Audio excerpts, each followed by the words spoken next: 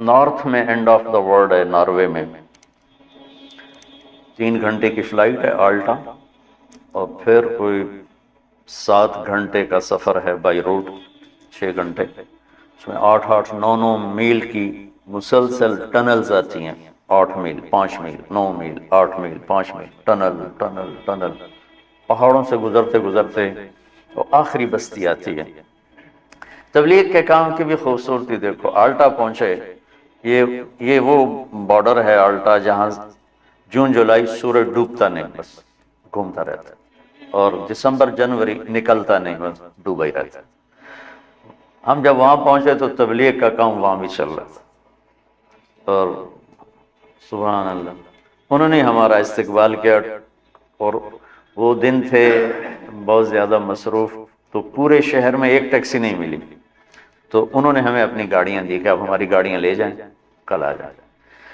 سب ادھر ہی جاتے ہیں۔ تو جب میں وہاں پہنچا،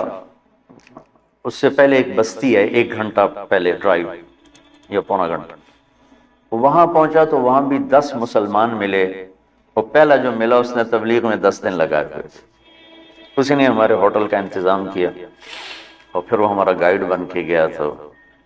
جب ہم قریب پہنچے تو دھند چھا گئی، یہ جو ہمارے یہاں سردی میں ہر شہر بند، میں کہا یا اللہ ایڈا تھکتے آیا تھے، اگو آئے بلاں گل چھڑی، مہربانی کر 2 منٹ نو روپرا کر، میں ویکھاں تو صحیح، میں تو آیا ہی ویکھن واسطے۔ خیر پتہ نہیں کوئی قبولیت کی گاڑی تھی، وہ ایک ریلا آیا بڑا خوفناک قسم، گزر گیا، پھر چمک۔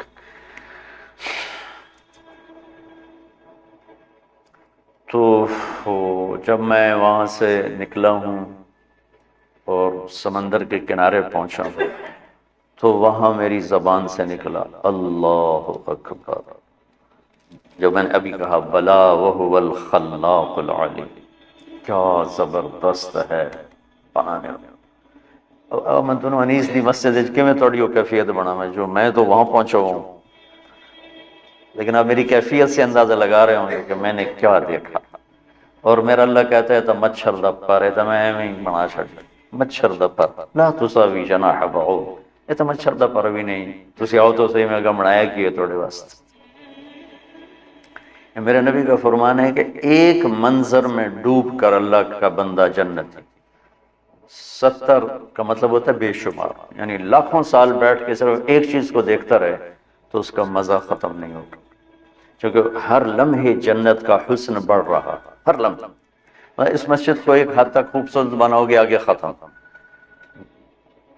ہر حسن یہاں ایک جگہ پر آ کے سٹاپ کر لیتا ہے، آگے نہیں بڑھتا ہے، تو لہٰذا آنکھ دیکھتے دیکھتے دیکھتے پھر تھک جاتی ہے، پھر کسی اور کو دیکھنا چاہتا ہے۔ وہ جنت میں کیا ہے، ایک گھاس کا تن کا بھی ہے، آپ اس کو دیکھیں گے نا، ہر لمحے اس کا حسن بڑھتا جا رہا ہے، بڑھتا جا رہا ہے، لہٰذا کسی شے سے کسی وقت دل نہیں بھرے۔ تو وہاں میں نے اذان دی، 4 اگست کو وہاں سورج ڈوبتا ہے، وہ کوئی 20-25 منٹ کی رات ہوتی ہے۔ تو زندگی میں مسافر زور اثر کٹھی پڑتا ہے، شریعت کا مسئلہ ہے، مغرب عشاء کٹھی پڑتا ہے، لیکن 3 نمازاں کٹھی تو کوئی شریعت بھی کوئی نہیں۔ لیکن اس دن ہمارے ساتھ اللہ نے یہ معاملہ کیا تو میں نے مغرب کی اذان دی، سرد ہوا تھی، ٹیمپریچر 1-2 ہوگا زیادہ سے زیادہ، اگست کا مہینہ، لیکن وہ جو وہاں خاموش ہیبت ناک سمندر، اور وہ دنیا کا کنارہ نارتھ میں جا کے آخر، اور اس پر انہوں نے گلوب بھی بنایا ہوا تھا دنیا کے اشارے کے لیے کہ یہ آخری جگہ ہے، اوپر پھر نارتھ پول آ جاتا ہے، دیکھو گے تو تم کہو گے اللہ اکبر۔ جو میں نے کہا نا اللہ اکبر اللہ اکبر، میں نے اذان دی، اس دن میں نے پتہ لگا کہ اللہ اکبر ہوندہ کی ہے، ایسے تو سپیکر منہ دیتا تو شروع ہو گئی۔ جب میرے سامنے اللہ کی قدرت کھلی ہوئی تھی، اس کی حیبت کھلی ہوئی تھی، اس کی شہنشاہی بادشاہی کا جلال تھا، اور میں اس کو دیکھ کے کہہ رہا تھا اللہ اکبر۔ زندگی گزر گئی اذانیں دیتے، وہ پہلی تھی آخری اذان ہے، ایسی اذان دل بھی کہہ رہا تھا اشہد ان لا الہ الا اللہ، اور زبان بھی کہہ رہی تھی اشہد ان لا الہ۔ پھر ہم دوڑ کے پیچھے بنائے ہوئے تھے چھوٹے چھوٹے ہوٹلز تھے چائے کافی کی، اور ایک ہال تھا جس میں ٹورسٹ آ کے بیٹھ جاتے تھے. تب ہمارے پاس 20 منٹ تھے، اس میں ہم نے مغرب بھی پڑھنی تھی، عشاء بھی پڑھنی تھی، فجر بھی پڑھنی تھی. رات ہی 20 منٹ دی ایسے. تو اذان دی، بھاگے بھاگے آئے کمپا. اچھا وہاں جا کے مجھے پتا چلا کہ اللہ نے ہمیں چاند کا کیلنڈر کیوں دیا. مجھے خیال آتا تھا کہ ہر باری رولا پہ آندا ہے عید والا پٹھانا نو ایک دن پہلے نظر آ جاندے، سانو ایک دن بعد. یورپ وچ دو ترے عیداں، اے سورج والا کام ہوندا تو ہر شے فکس. اچھا میں آلٹا پہنچا ہوں، مجھے پتا چلا کہ یہاں سسٹم بریک ہو جاتا ہے. تھوڑا آگے آگے یہ تو ہم باہر کرواتے کھلی جگہ. اور آگے ہو آگے آگے ہو ذرا. چل ٹھیک ٹھیک.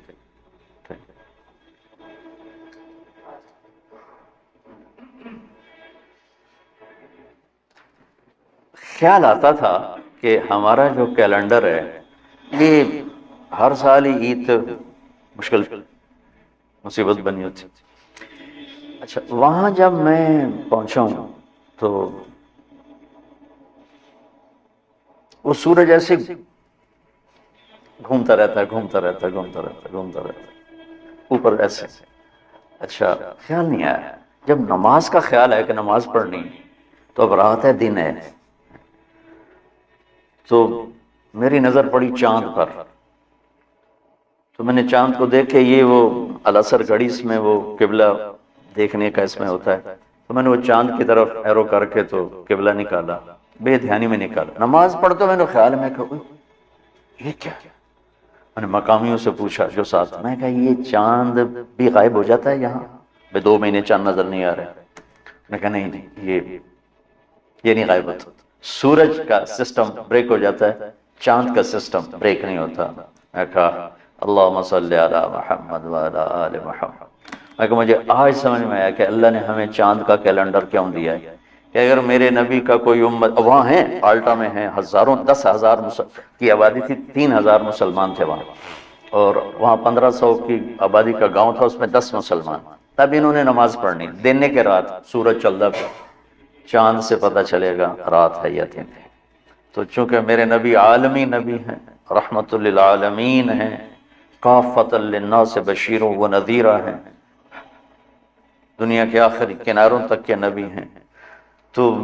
اللہ نے میرے نبی کو وہ کیلنڈر دیا جو کہیں بھی فیل نہیں ہوتا ہے. چاند کا کیلنڈر، سورج کا کیلنڈر فیل ہوتا ہے وہاں تو میں ویکھ کے آیا، اور چاند کا کیلنڈر وہاں بھی چلتا ہے. میں کہا یہ ہے رحمت للعالمین کی شان.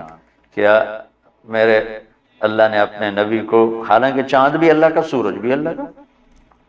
والذی جعل الشمس ضیاء والقمر نورا وقدرہ منازل لتعلموا عدد السنین والحساب وکل شیء فصلناہ تفصیلا. جنوری فروری سورج سے ریلیٹ ہے، تو سورج اللہ دا تو جنوری بھی اللہ دا. اور محرم سفر چاند سے جڑا ہوا ہے، تو چاند بھی اللہ کا تو محرم بھی اللہ کا. تو وہ کافروں کا اور یہ مسلمانوں کا ایسی بات نہیں ہے کہ کوئی تعصب ہو. اللہ نے اپنی قدرت سے اپنے حبیب کے لیے چاند چنا تاکہ دنیا کے کسی بھی کنارے پر امتی موجود ہو تو اس کو نماز کے لیے ٹائم معلوم ہو، اس کو روزہ رکھنے کے لیے ٹائم معلوم ہو. تو خیر میں آپ سے عرض ہی کر رہا تھا کہ اللہ تعالیٰ نے اس مسافر خانے کو اتنا خوبصورت بنایا ہے کہ انتہا کو حد کر دی. تو جس کی وہ تعریفیں کر رہا ہے روزانہ پورے قرآن میں، جنات عدن تجری من تحتها الانہار، جس کو اللہ کے نبی نے فرمایا کہ اللہ نے جنت الفردوس کو اپنے ہاتھوں سے بنایا. اب کتنا ہی بڑا گھر بنائے، کیا علاج ہے موت کا؟ کیا علاج؟ سب سے بڑا گھر دنیا میں بنایا تھا ایران کے بادشاہ خسرو پرویز. 11,000 پلرز پر وہ گھر کھڑا کیا گیا. تسی تو بڑے بڑے گھر بنانے بیٹھے ہو، 11,000 پلرز پر وہ گھر کھڑا کیا گیا تھا، اور 40 مربع میل میں تھا، 40 مربع میل. اور اس میں پوری دنیا سے یہ حسین ترین 3,000 باندیاں اس میں چھوڑی گئی تھی، اس کے حسن کے لیے، اس کی زیبائش کے لیے. اور جنگل میں 900 ہاتھی چھوڑے گئے تھے اس خسر پرویز کی ہیبت کو، اس لیے ہاتھی بڑی طاقت ہوندی ہے تو ہاتھی چھوڑے ہوئے تھے، اور اس کے نیچے 100 بڑے بڑے ہال تھے جو سونے چاندی سے بھرے ہوئے تھے، اور اس کو اس میں 10 سال رہنا نصیب نہیں، اور رومن امپائر اس وقت دب رہی تھی، تو اللہ نے قرآن اتارا الف لام میم غلبت الروم فی ادنى الارض وهم من بعد غلبهم سیغلبون۔ کافر ہمارے نبی کو اور مسلمانوں کو تانا دے رہے تھے، تم کتاب والے ہو اور عیسائی بھی کتاب والے ہیں، ہم بھی بغیر کتاب کے ہیں اور ایرانی بھی بغیر کتاب والے کتاب والوں کی پٹائی کر رہے ہیں، ہم بھی تمہاری کریں گے۔ تو اس پر اللہ نے یہ آیت اتاری ہے، کوئی حال نہیں، آج جو مار کھا رہے ہیں کل انہیں جیت جانا ہے۔ اس پہ شرطیں لگ گئیں، وہ شرط لگانا اس وقت کوئی ایسا منع نہیں تھا، تو ابو بکر صدیق اور ابی بن خلف کی شرط لگی، 100 اونٹ کی شرط لگی، 10 اونٹ کی شرط لگی۔ تو اللہ تعالیٰ نے روم کو پھر فتح دی اور انہوں نے اس سارے محل کو آگ لگا دی، وہ راکھ کا ڈھیر بنا دیا اس پورے محل کو، اور مسلمانوں میں سب سے بڑا گھر بنایا عبد الرحمن نے، عبد الرحمن الناصر، اسپین کا بادشاہ تھا، 300 ہجری میں، وہ 4316 پلر پر تھا وہ گھر، 4000، اب اس کے کھنڈرات نظر آتے ہیں، لیکن یہ اتنا بڑا تھا، یہ اب وہاں اسیس نہیں ہوتا ہے، اور کسی کو پتہ بھی نہیں، مجھے پتہ تھا تو میں نے وہاں سے وہ اس میں قرطبہ میں پوچھ کے وہ مجھے پھر وہاں لے گئے، تو میں اس کے اوپر کھڑا ہوا دیکھ رہا تھا، 25 برس میں وہ گھر تیار ہوا تھا، 10,000 مستری اور مزدور اس پر کام کرتے رہے تھے، اور 10,000 خچر سامان لانے کے لیے، تاکہ رسد نہ ٹوٹے، پیچھے سے رسد نہ ٹوٹے، اور اس میں جگہ جگہ پارے کے تالاب تھے، پارے کے، سورج کی نقل و حرکت کو سامنے رکھ کر، تو جب وہ سورج کی شعائیں پارے پر پڑتی تھیں تو پارا تو اٹھاتا نہیں، ہلتا ہے، تو اس سے ریفلیکشن میں جو شعائیں جب پڑتی تھیں محل پر، تو پورا محل ایسے ڈانس کرتا نظر آتا تھا، ایسے ایسے، تو جو داخل ہوتا تھا شروع میں تو وہ ایک دم سمجھتا ہے تو ٹھنڈا پہ ہے، پھر تھوڑی دیر کے بعد اس کو پتا چلتا ہے کہ یہ تو پارے کی شعائیں ہیں جو اس کو ایسے ایسے ایسے ایسے ایسے ایسے ہلا رہا ہے۔ یہ میں آپ کو، میری گل لمبی ہو گئی، انسانی مزاج بتا رہا تھا، تو تھوڑا انسان کے مزاج میں حسن پرستی ہے، لیکن ایک چیز کا طلبگار ہے، پھر اس کا طریقہ نہیں پتا، گھر خوبصورت ہے انہیں پتہ کیویں کرنا ہے، کپڑا کیسے خوبصورت ہو، گاڑی کیسے خوبصورت ہو، یہ سارا اس کو پتہ ہے، لیکن زندگی کیسے خوبصورت ہو یہ اس کو پتہ کوئی، اتنا بڑا گھر ہو اور اس میں زندگی ویران ہو تو مزہ تو نہ ہے، زندگی کیسے خوبصورت گزاروں کہ میرا من بھی خوبصورت بنے، میرے اندر خوشی ہو، 100 بار چمن مہکا، 100 بار بہار آئی، دنیا کی وہی رونق، دل کی وہی تنہائی، تو کیا فائدہ